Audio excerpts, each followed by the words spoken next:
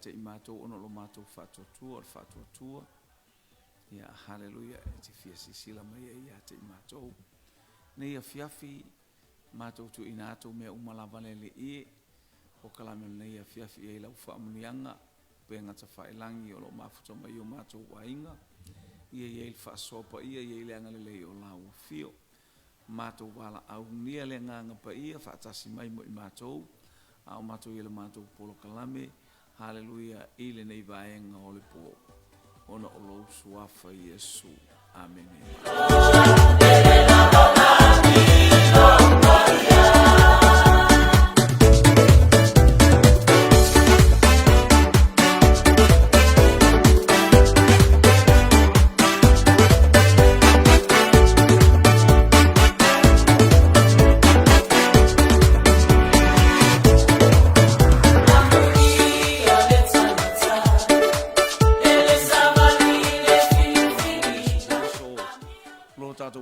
Tātou whaola o ia e a fuail nei polo kalame. Haleluia, Faatuatua E Ola Ai ni ia le li ia ile anga lei o le atua ia ile pa ia le atua ia te oe aingo i penga te whaelangi. Haleluia, so tangata le uso le tua fine tamatina au ona le atua. Haleluia, elanga te foilea so staffa. Praise God, foi ona ngalu el nei tupo ona le molino le savale leli ia fa manuia atu le atua au tato yela le tato fa so el nei vaenga le fiafi. Haleluia, ia fia lama ia e fai lo atu. Haleluia, le tato por kalame pe ona ia ile nei vaenga. Praise God. Haleluia, o le tato maftanga ia ile anga le lei male pa ia le atua ia iau famnianga le atua ia te oi ia te uma i tātou umalau. O mistu tātou te whaitau wai. Mai le tusianga ruenga la o apostolo i lonu tā upu. Hallelujah, praise God. Lonu tā upe fitu. As o le vaenga le hallelujah le whai upu e lua. O na whai atua i lea o le lua fitu mta upe fitu o le tusia ngā ruenga. Alfa upule luanga ya tu fai upe fa. Ona fai atu lea os. Ona fai atu lea so maele au soe. Matama ia whaafonga maia. Na whaali mai. Ele atua e ona le malu i lo tātou ta ma o apero amo. Ina oi me Sopotamia o ia. Ele io o ilona nofo i karana. Ua na whetala i mei fo i a te ia, ina atu ua ia, o lou nuu ma lou ainga. Ai alu atu i le nuu o te whasino atu i a te oe, ona tu ua lea e ia o le nuu o kaletaia. Ai nofo i karana, ua o tilon tama, ona ia au maia lea o ia nei le meas e nofo i le nuu nei. Ua o tonu nofo ai, ni ia lea tua. Yeah. Praise God. Ole fe awole nei a fiafi e ola le tangata i le faatuatua. Ia ole malanga lea, ole tala lea, ole launga ale nei foi ti a kono longo a. Ti a kono au e whalongo mai, au e whafunga mai i le fe au, ole ti a kono le launga. A ole faatuatua o le tiakono na tua i le upua le atua. O ti pe ola. Haleluia. Aua e te fefe i le fasi le tino. Aua launga le al tiakono na oti ai. Fasi oti ai e tangata i tato. Le tino lea oti le tino av ese le manaba. Ala e ola le nganga. Aua ne e fefe i le fasi. Haleluia. Aua e te fefe i le fasi le tino. Ia e matau i le fasi le tino a toa maleanganga. O le Faatuatua E Ola Ai. Lena launga ai. Le tala i le launga le e matautia le feau ona o le launga ale ti akono. Babatu o yelu mo le fono.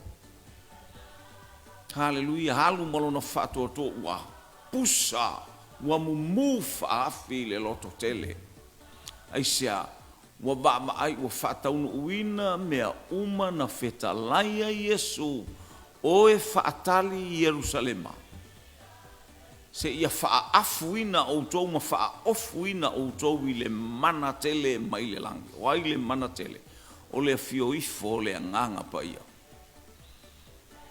wa faamanuia loto o tangata uma ele i se tangata o toi popole i se mea ta ua o se oti o le tino po ani whainga e whai mai ate i latu atato whai tau mai haleluia i le ame o le auso i le whale pui pui tu watu le whale pui pui whai mai le lato utala e tusa ea i ate i mātou na mātou whaalongo i ate o tō wai o tō le au sātu kaio le au farasaio le au wosi taulanga le au whai taulanga o toi ina ma i lātou umalaba le ai mase popole haleluia le ai mase mea e whaavaatu ia ai la lātou tautala aisia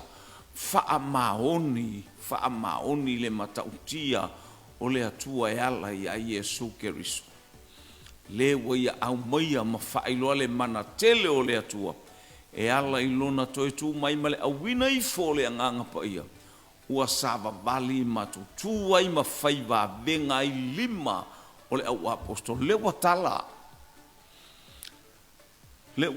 e le ti akono tala i le Faatuatua E Ola Ai e le popole aia ia ave le feau o lona avanoa lea e ave e le feau haleluia maua lolona taimi alu loa maua lolona avanoa fai loa vi ia le ali praise God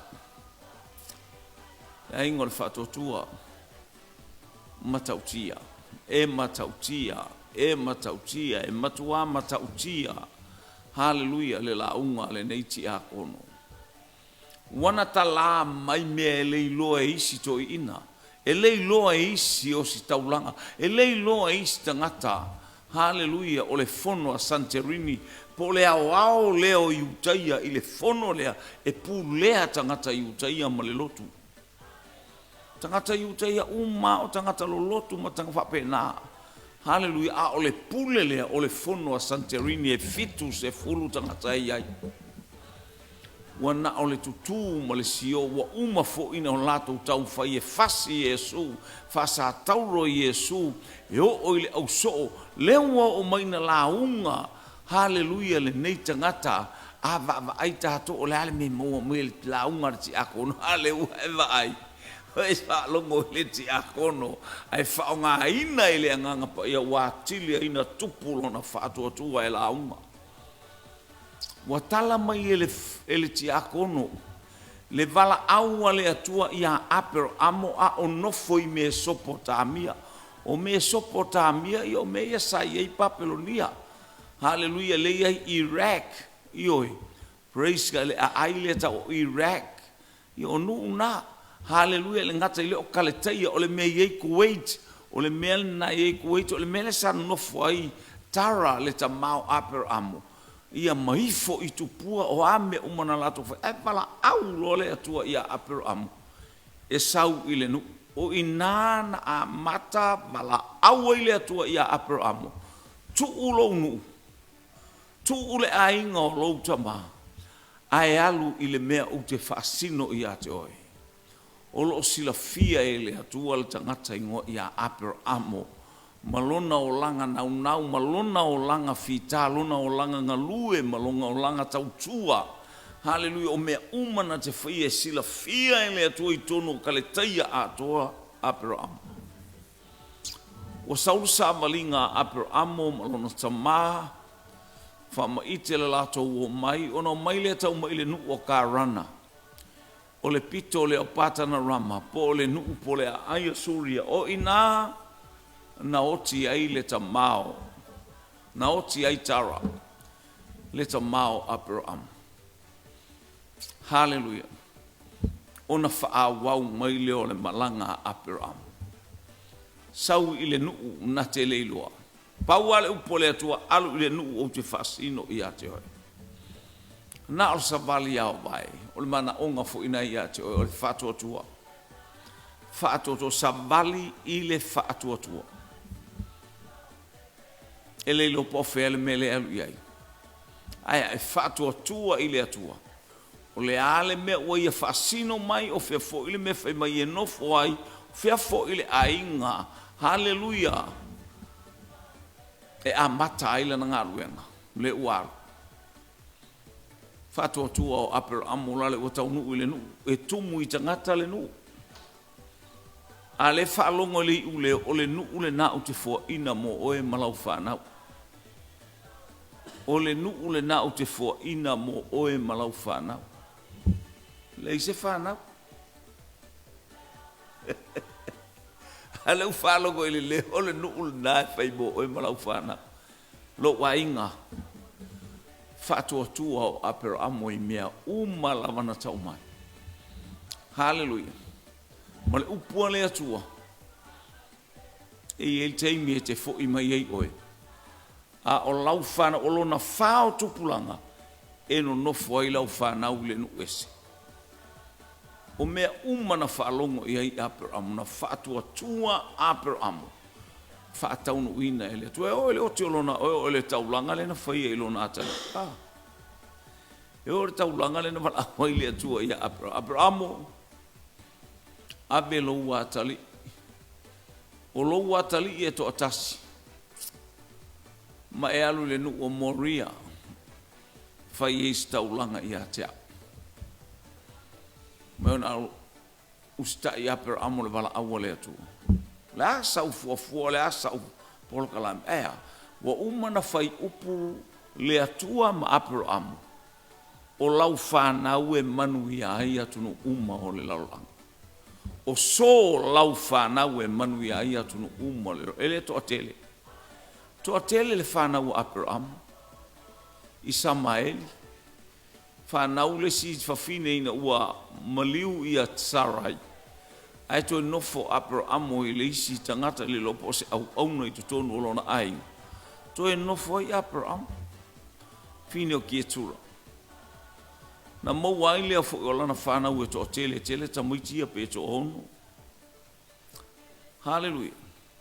A lai whai mai lea tua o so lau whanau, ele o lau whanau ato e tasi i ara tangata. Tasi li tangata o te au mai ai le manuia i le laulang. Tala noa ia ia suke risolo o tātou wali i malo tātou whaolo. O le mana onga le i o tātou whaatuatua. Hallelujah, praise God. O le faatuatua e ola ai. Ni ia le li. Te le tala winga le faatuatua. Aia, le wailua le leia e apero amo. A fai o le uwala au maile atua i a te au ilo uatali. Hallelujah. Le wo umana feta lai le atua o lau whana, o so lau whana. Wele se atali. Ma walu e se atu i Samaeli. Tu e paula tangata whamai osi e la mawhiangainga. O la mawhiangainga e whaavavau. Whaavavau la mawhiangainga lea. Ta upa suma le fito o tu se kenese aron wha upa suma le iwa. Lai tala noi apero amo ia. Lai tala noi le atua ia apero amo. O te alofa ia i Samaeli. A o la u whiangainga ma te o sia ma Isaako.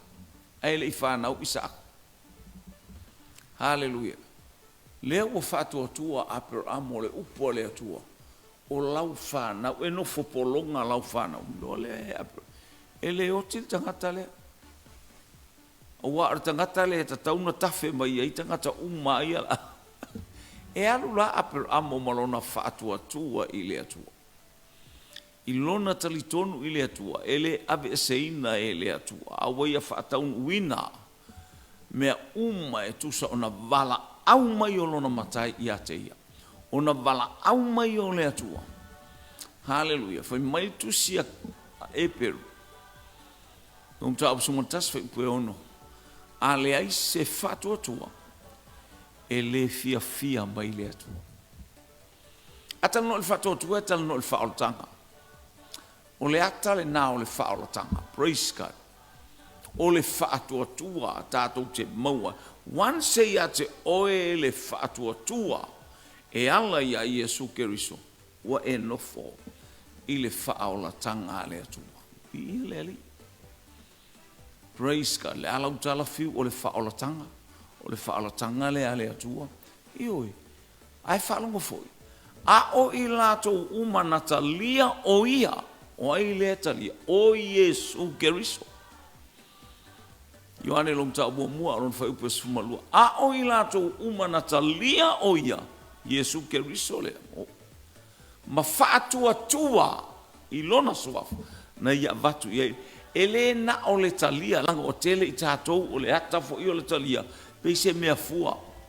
E wa utalia Iesu. E wa utalia Iesu. Tele tangata ua pipese ma vivi I le suafa o Iesu. Ua talia. Aya. Le ai se Faatuatua. Le ai se Faatuatua. Praise God. La tau te tau fihaiti ngā ma whainga tā o mea umana o ia Keriso o le mea le tātou te sāwari ai. O le ala fua ma le ala tu o le whaolatanga wa umana whatatia e Keriso. Le momolinga o lana sāmali o ti ngāianga I mai ai o le whina o mai se ia o ina whasa tauro Keriso. O le ata le fia wawa ai ai Keriso I le o langa Faatuatua o le tangata. Hallelujah. O le whaolatanga le ale atua. Le e mawhai ai ona tātou whai. Le whapea mai tu sia Roma. Hallelujah. E winga I loutalia o le ali I praise God. O le loto e talitonu ai. Ma le ngutu e tautino ai. E alana talitonu lo ona o lou Faatuatua. O lou talitonu le whape mai, o le loto e talitonu ai. Hallelujah, o mai ei le ami o tonu. Le mafuana tautino ai o tātou ngutu, wa open ai pa wa flow ai tautino ngai o tātou ngutu. Tautino ma le mautinoa, tautino ma le talitonu, hallelujah, tautino I le ola. O Iesu Keriso o le ali ma le whaola tele I o tangata whewa watalia Iesu. Tele o tangata, hallelujah, tau whaile tala lea. Hale tau tino ia Iesu Keriso. Aele ai se Faatuatua. Ale ai se Faatuatua ele fia maile atua. Praise God, praise God. A tatou o mai tala nta upe tolu whai upe suma le ono. O le tala. A wā ua whapea lava o nā lofa mai o le atua I le lalolangi. Wa ia awina mai ailo nā lopele. E le ngata ina awina mai le alopele o le atua. Hallelujah. Lo nā lopele e to atasi. Ina ia le whano se tasi e Faatuatua ia. Ia le whano oe. Le whano au le whano so se tasi. E Faatuatua I lona sua. Amini. Leanga ua whaisinga a ngā e mai o le upulea. Whai mai leo le tāna I saia lama la tau ia. O le aso na e talia ai. Na au whaalongo ai lo leo. Lale winga o le tala. Ia te au ma le maafutanga ma le anganga po i le aso na tātou talia ai. Na whaafofonga ai le atua le tautino ngā whiu. Ma le tala u whātua I whiu. O Iesu o lo wali I malo ufaola pangalea Samoa tala noa ia te oi na whai ia sina taunga tā o le maafutanga maleari to e fo'i tua backslide leo langa hallelujah backslide leo langa talia Iesu aya to e fo'i tua leo langa wa matautia le mea ua ngai atu iai. Hallelujah. O te mana o whailo ia te oi. A o le aso na talia ai. A o le aso na whaola inai na o whesoa soani ia te oi. Te lo le teimi ua o fiu e sa ili le atua. Ua o fiu e sa ili le atua. Ua laka ke fiu e kau pai atu ile ali. E fiu e tau ua matua ma mau e se ele ali. Ti loi, le aise, le lelo ulo ingo tuspaia. Ai o te le malama i le me tau o le anganga pa ia. Te le se whaale tonu sa ia te au. Te lo ma whaale tonu fo ina ia te oe. Le te no fo mai nei o oe le stangata po ia le stangata po tina. E te iloa, haleluia, wa e talia Yesu a le tele o taimi o lou wha misa ia. Tele o taimi sole o lou wha maualunga ia. Tele o taimi o ie a mata ia te au a mata ia te whape nalo ua langa na ua vai ua o tu e fōi i le li, ua o fiu e sa ili. Ua halu ma mao le tu e, o te whape ua lata lata, so le ua ta fiu na alo ta tangi. Io e, praise God. Ai o te whaaftai i le atua na ia whaailoa ma ia te au. Le mea lai misi i le whaolatanga. E le aise anganga pa ia o mafuta o lai te alua ia ilo umalosi. Ma lea whaupunga wa utalia le li, wa utalia Yesu e whaimali i ma whaola. E le lava lea whaupunga tātou te oma i tātou. Whaimelitus pa ia waluluina le lalolangi o na teimi wa tātou iai. E peru mta upes malua nu whaiupu. Hallelujah, praise God. Ua luluina le lalolangi, whai polo sulono lo sulfitu. Ua luluina, ka lepe a mea ele mwhai tato wa ai mele, ua luluma i le lalolangi lea tafa, ma lea tafa. Hallelujah. E tu ele atua na o mea ele mawhai o na luluina lo ainga. Ele aise mea ele mawhai o na luluina, o le atua na whaia mea uma. E lulu ele atua mea uma, e matautia al whapea mai o le tuspa ia. Ai tu na o mea e le mawhai o na luluina. What it means. O la winga o ia mea. Ai tu na o mea e le mawhai o na luluina. O lo Faatuatua. O le Faatuatua. Praise God. So wha matu pela o tau tinonga ila u. Ua o fiu e soe sa ili le ali. A le o te alu am ta o utalia le ali. Ua utalia Yesu. O pe ona al fafolinga le mele. Ai o te whaaftai ma le loto whaamawalalo. Loto salamoi luma o le atua. Ina ua whaailoa mai e le atua. Fiu. Hallelujah. Praise God. Mana ia lo ulo tuspa ia. Awa le tusai. Nanga te le iloa le anganga pa ia. E tele o malama tele o sa ili mai le whaau unga le anganga pa ia. Oka. Ni ia le ali. Ni ia le atua. Te lo wa te i o no fo te aratul mato meli ala a mai ele si tangata. Whaila unga mai atu no mama ole. Tangata e la unga mai malo. Tau tia lana la unga fo ilunga ole. Penga ta whaila i palalangi mai Amerika. Aula tu la le meli. Sauma le meli lea. Tau e whai mai, this is your time. Arise. Preach this verse. Au mai male verse. Mua le Ioane, lon sa upelua, lon fa upelua sfulufitu. So fai tau atua ia te oele. Au mai ia male verse o te alue. Mua le Ioane.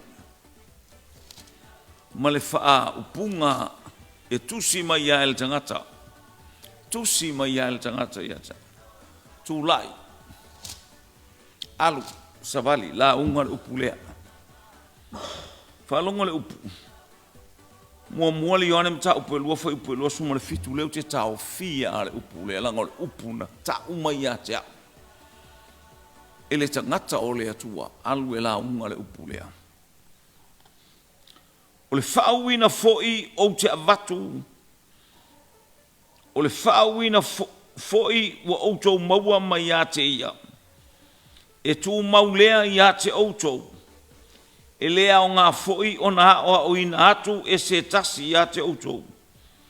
E whapei o nā o atu i a te outou e lea lava whaauina. I mea uma lava.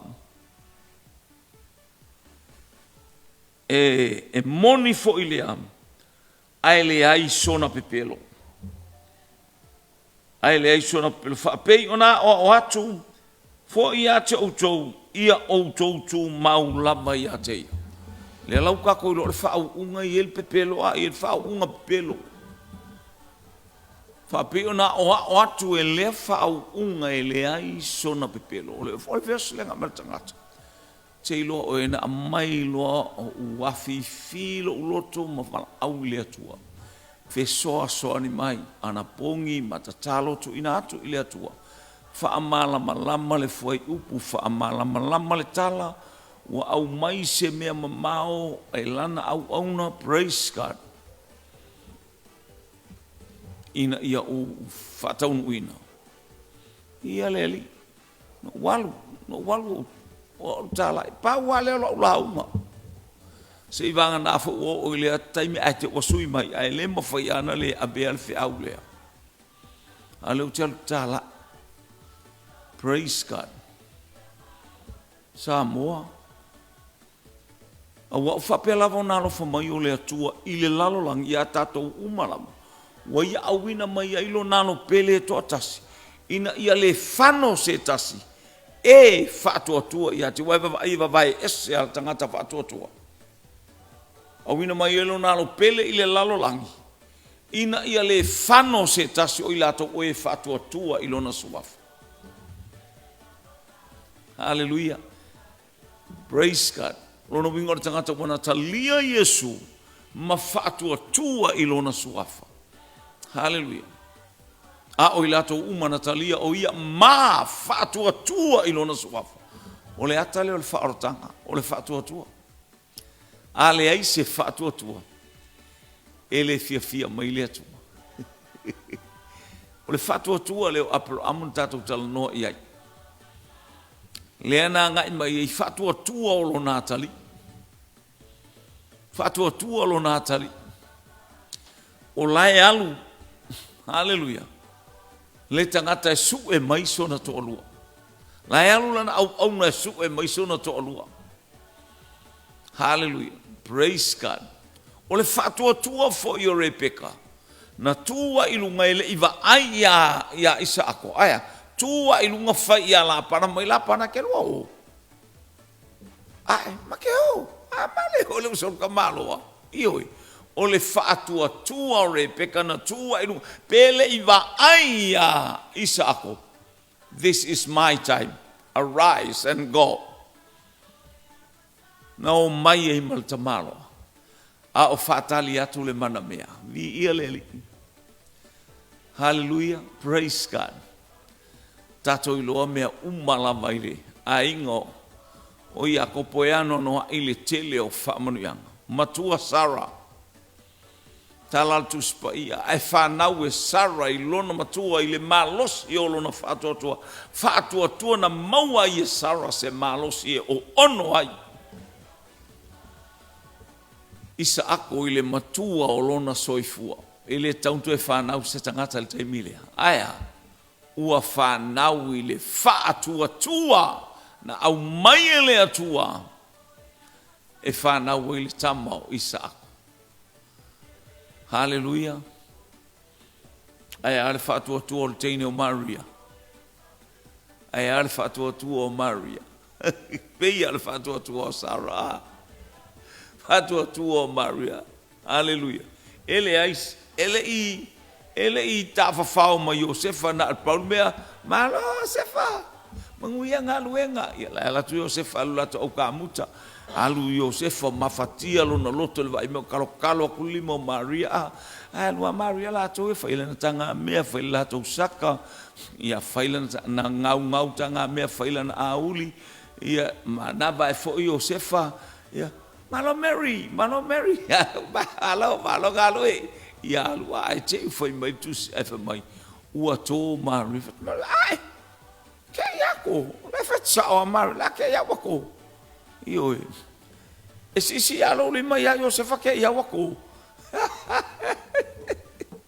hallelujah Faatuatua Maria vi ia le Maria manuia oe mai le atua walo fangia oe whanau mai a te oe le tama.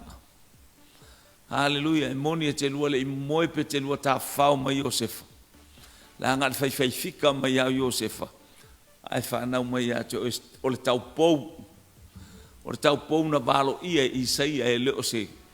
E leo se teine o tolu sana whanau, po fato o wha sana whanau, po se fine o fia le whanau mai le Mesia.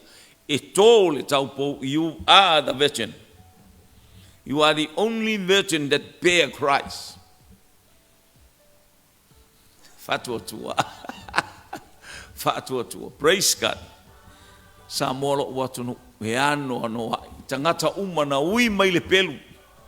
Ui mai ti ngā. Ui mai whainga tā. Olo lato faatuatua I le atua. O le faatuatua o Mose na tai mai ai e Mose e le nu. Hallelujah. O apolo kalabe ma whainga tā. Tai to atasi mai e Mose e le nu. Hallelujah. Aise alsai ai le atua I a Mose. Hallelujah. Le faatuatua la le o Yosua. Watua Yosua ma whape atu. Israelue. Fili o tau I le aso nei. Wa iloa le Yosua le telo le anganga ta ape. Ma le anganga oso vale la tupu mai. A oa umalo ua inga. Ma tau te au auna I a Iova le atua. Saua le atua. Tatala loto uma o Israelu. Fau ia ta vita. E Israelu I Heperona. Fau unga na lona tolu o ta vita. Fau ulo mua I Betelema. Fau ulo na lua I Heperona e Iutaia. Toe fau ulo na tolu I Heperona e Israelu atoa. Faatuatua ta vita. E whataunu ue le atua la na fionga na luatu ma Samuelu le aingo Iese lona tama. Hallelujah. Ma tu lima o le au na le atua I lunga o lona unu. Hallelujah. O le leo ma moyo Israelu. Vi ia le li. Samoa. Pena o whailo atu ia te o le faatuatua e luluwina e le atua mea uma. God is going to shake the world. Hallelujah. O mea uma e luluwina e le atua. E whatotoe na o le mea e le luluwina e le atua. E iei le mea e le mawhaia e le atua o na luluwina.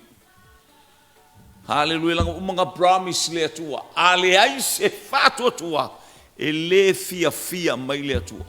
Mwhaintato I loa le whaotanga le atua. Mwhaintato I loa mea uma I le lei marisisi. Hallelujah, le tatou te olai tatou wala au ma vivi le atua. A ole mana onga, ia le atua toanga o le atua, ia le faatuatua I lo loto. Po fea le mea nga iai, po fea le mea e fau iai. Ia e loa, hallelujah. Praise God. O oe le mawhai o na luluina e le atua, o lou faatuatua ma lou faatuatua. E tu maulea tala na Iakopo. O le mele oli ma fia tele ai. Pe a maua I tātou I toftofonga. Lale wingo ia mea maua I tātou I toftofonga. Ti ngā. Savalinga I le ti ngā mai I ti ngā mai. Oso mai lea whasalami. Kami mai lea awha autafa mai. Kongi mai lea. Misor saun lea. Kama I taina mai. Wako I ngā mea o mai tātou. Leo wakako ia kai mingi. Aya. Hallelujah. O le mele oli tele ai pe a maua I tātou I tofotofonga ese. O tofotofonga ese o le tofotofoina lea. O le faatuatua o le kerisiano. A o le tofotofoina o le tātou faatuatua. Tātou te vai ai le ngāluenga. Le ngāluenga a le onasai. Tātou te vai le oa ma le tamao a inga. Lale, hallelujah. Praise God. E a ngai mai ole mea ta ua o le ono sa. I lena mawhaia I e keriso. Na tau I lunga o le lau. O a ti ngā, o a whainga ta, o a wheanu, o a sasa, o a mea umana o oilo tātou wali.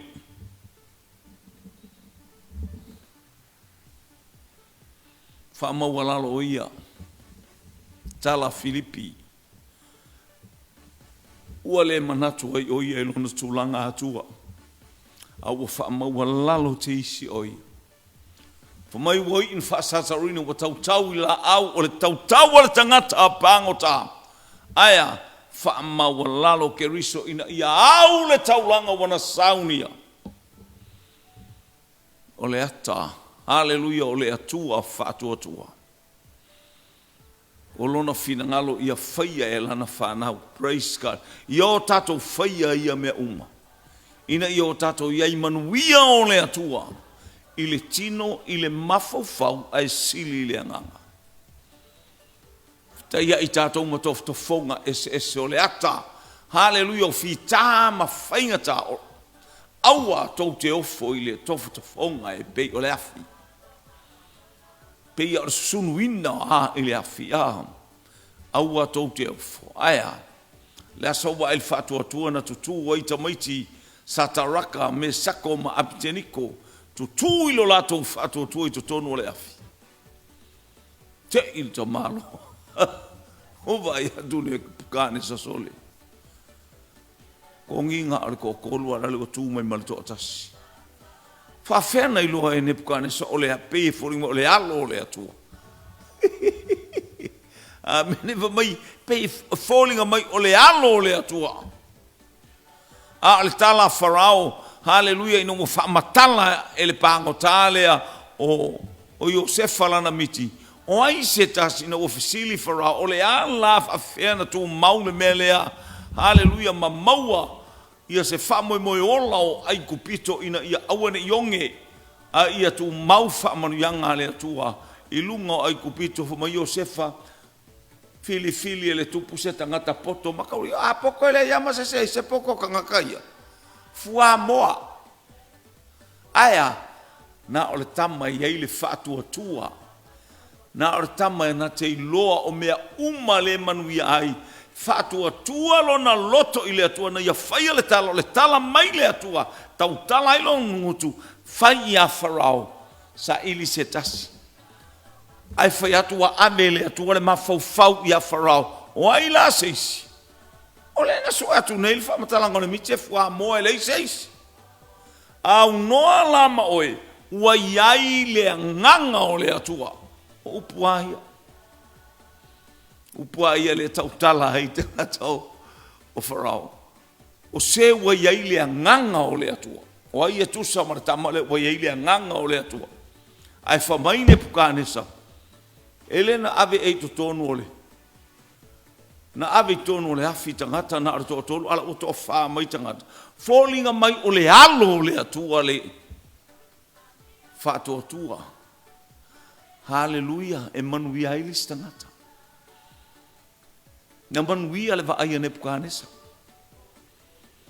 na manuia haleluia tau mo fainga farao waliliu mai ile atua wana tau le mamalu marisi aisia faatuatua ole au na le atua ia tania faatuatua o praise God o Joseph ale aise faatuatua ele fia mai le atua na luenga lo tatou faia me uma lo tatou faia ile taimi mal taimi we need to stand by faith wa me uma tatou ti nga fainga ta wa me uma tatou te sava vali le talitonu o Yesu ke riso o le ala fua o le ala tu o mea uma na whanau mai le wharepowi ilo na faatuatua haleluia e nofo i le itu tamatau lai le itu tamatau o le tuatatala le langi aisea na le uaulu fale atu malona toto pa ia le taulanga a le tangata faatuatua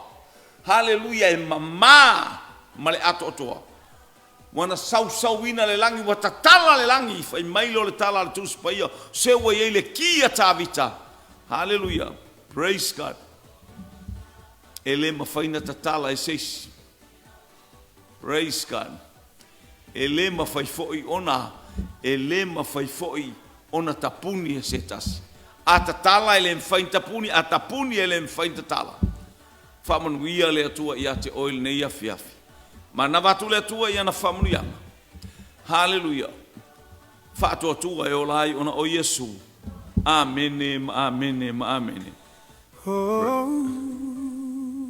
Hallelujah, hallelujah, hallelujah. O se fale angi malu pe o fita Faatuatua E Ola Ai o ave o lela Milo milo sia itainga lufatia uma Lo umataye alofa mai la ufola unga Aole sawale fili wale alofia Teleo toa teleo sawale petia Yesu e afayo ahuna e fili filia Tautai mai pea lo anganga paya Yesu e talia mai la unei tatalo Awale fire lo toa lo finangalo Ya ua ola ua una yo alole lo toma walalo Ya usawi ya Faatuatua E Ola malo Yesu e talia mai la unei tatalo Awale fire lo toa lo finangalo Ya oa ola ua una yo aule lo toma walalo Ya usawi ya Faatuatua E Ola malo Aofa solo peolo uneva ai Ole toa tele olo wauva a ua fa solo mai E malingilingi le muayo ne loi mata Lo mata ie lo mana le ua alai Le ua ala ai nei la unei tatalo Lo mata ie famua mua pea lo finangalo Ai tu mau pea lo unei faatauva Ai foi atu levi inga I lo suafa Yesu e talia mai la unei tatalo Awale fire lo toa lo finangalo Ya ua ola ua una yo alole lo toma walalo Ya usawi ya Faatuatua